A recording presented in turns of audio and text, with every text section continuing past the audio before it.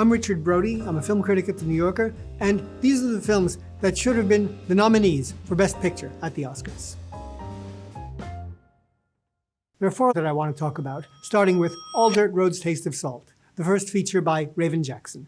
It's set in the Mississippi Delta region and centered on a woman named Mackenzie, nicknamed Mac.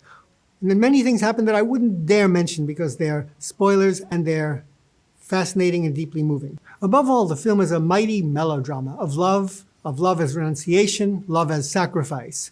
And Jackson puts her characters into a huge, almost metaphysical arc of time and appropriately films the story with an unusual blend of grandeur and wonder.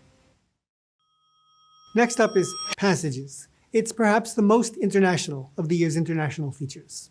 It's filmed in Paris by the American director Ira Sachs and stars the German actor Franz Rogowski as a German film director named Thomas, who is married to a British man, played by Ben Whishaw, and has an affair at the end of a film shoot with a French woman, played by Adele Exarchopoulos. The movie is tender, but it's also really pugnacious. There's a lot of love, but there's not a lot of niceness. Happiness and unhappiness come off as equal parts of the equation of what it means to live a full life. For all its anguish, it's a strangely serene, almost free and clear-minded film. And ultimately, for all the turbulence that the film unleashes, it's also a vision of liberation. Earth Mama is also a first feature, written and directed by Savannah Leaf. And it's also the first feature of its lead actress, Tia No More, the rapper. The story looks with an almost documentary specificity at the system, the bureaucratic system that is used largely as a method of surveillance, policing, control of and against women, especially black women.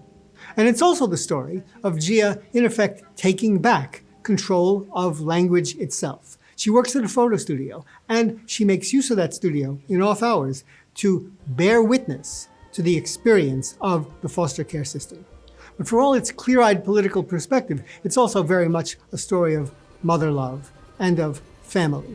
And this Leaf brings out in a series of close-ups that are among the most tender I've seen this year. Ferrari, directed by Michael Mann, is an action film in which the shadow of death haunts physical adventure and, for that matter, haunts life itself. The movie is dominated by grief. Enzo has been in mourning for decades for friends who died driving in auto races. In the course of the film, wrecks on the racetrack are inevitable, and Mann depicts them in horrifying detail. Yet it's a remarkably stylish film, and style itself is the subject of the film.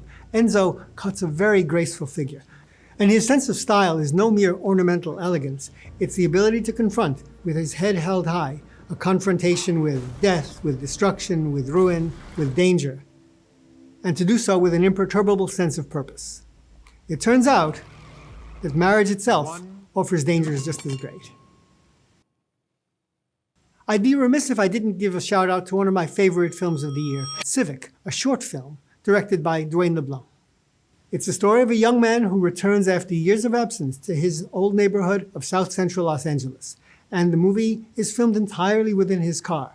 Yet, for all its physical confines, it's a film of vast scope. It's essentially a feature film, emotionally and formally, in 20 minutes.